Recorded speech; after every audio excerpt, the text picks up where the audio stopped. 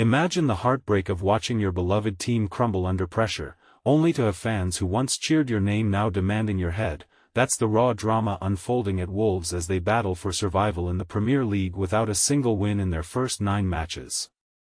It's a tale of loyalty shattered, high hopes dashed, and the burning question: can Wolves claw their way back, or is this the beginning of an irreversible freefall? Let's dive into the chaos at Molineux and uncover the layers beneath this fan revolt. The scene was electric yet poisonous during Wolves' clash with Burnley. As soon as Zian Fleming notched the opening goal for the visitors, the atmosphere at a subdued Molineux stadium began to simmer with unease. And when Lyle Foster's dramatic 95th-minute strike clinched a 3-2 victory for the Clarets, the simmering turned into a full-blown eruption. Supporters unleashed chants like "You've sold the team, now sell the club" and "Sacked in the morning" aimed squarely at manager Vitor Pereira, their voices dripping with frustration. Heated exchanges flared up between players, Pereira, and the South Bank fans, with the Portuguese boss particularly expressive in his gestures. This was more than just a bad day, it exposed cracks in the club's foundation that have been simmering for years.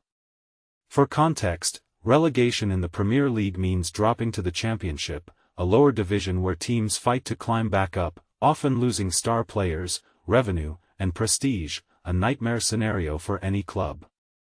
Pereira, the same coach who steered Wolves away from danger last season and even shared pints with fans at local pubs, was suddenly the target of their ire. It's a stark reminder of how quickly tides can turn in football, where heroes can become villains overnight. But here's where it gets controversial. While fans blame the manager, many point fingers at executive chairman Jeff Schur and the Fosun ownership group for mismanaging the club. Wolves have cycled through 4 permanent managers in just 3 years, leaving supporters disillusioned. The summer exodus didn't help either. Star players like Matheus Cunha and Cunha and Ait-Nouri were offloaded without adequate replacements, stripping the team of its spark. Cunha, a prolific scorer with 15 goals last season, and Ait-Nouri, a dynamic wingback, were sold for a combined £93.5 million, but the reinvestment of nearly £100 million brought in newcomers from Europe who lack Premier League experience. It's like trading a reliable workhorse for unproven stallions. They might have potential, but adapting to the league's pace takes time. Amid the anger, there was a weary apathy among fans, many resigned to the possibility of relegation. It's been a slow downward spiral since Nuno Espirito Santo, who led them to a Europa League quarter-final in 2021, departed. Wolves are mired in the relegation zone, their last Premier League victory a distant memory from 6 months ago. Last season, they took 11 matches to secure a win, and history seems poised to repeat itself. Pereira stepped in after Gary O'Neill's exit in December, saving them from the drop.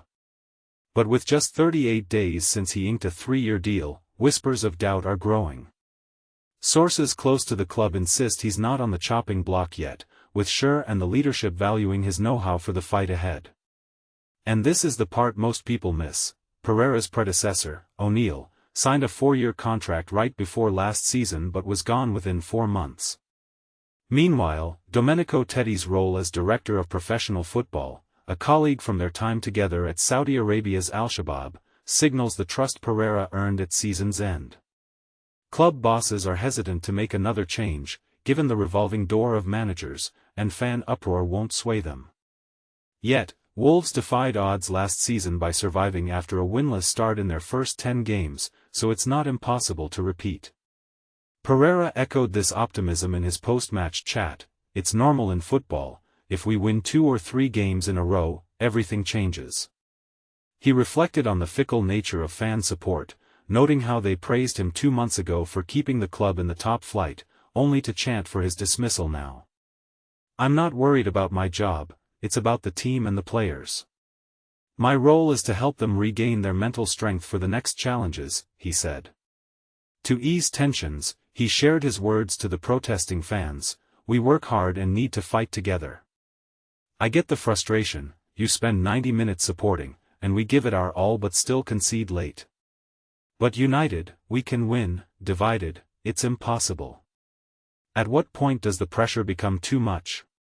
For Pereira, it's if he loses the players' backing, but that's far from the case. Despite the poor results, Sunday's spirited comeback from 2-0 down against Burnley showed the squad's resilience and loyalty. Striker Jørgen Strand Larsen confirmed, "Of course, we're all behind him. We remember what we achieved last season. We're not pointing fingers, it's tough with so many summer changes. New faces need time to gel, and I feel we're progressing in recent games." Last season's opening fixtures were brutal, facing top 8 teams, and their first win, a 2-0 over Southampton on November 9, was followed by a 4-1 triumph at Fulham. Those tough matches kept O'Neill in place until a 4-game losing streak ended his tenure after a late defeat to Ipswich. Pereira's 6 consecutive wins in March and April secured 16th place, 17 points clear of relegation. Now, with newcomers struggling to adapt, the team lacks the edge Cunha and Ait-Nouri provided. It's why they're dropping points in stoppage time, like conceding equaliser to Brighton in the 86th minute and to Tottenham in injury time. Losing to all 3 promoted sides this season, at home to Leeds, away to Sunderland, and now Burnley, highlights the need for quick lessons. Pereira admitted, "It's tough to explain since I wasn't here for last season's start. We must learn from our transfer choices, pre-season prep, and organisation. We can always improve, including me."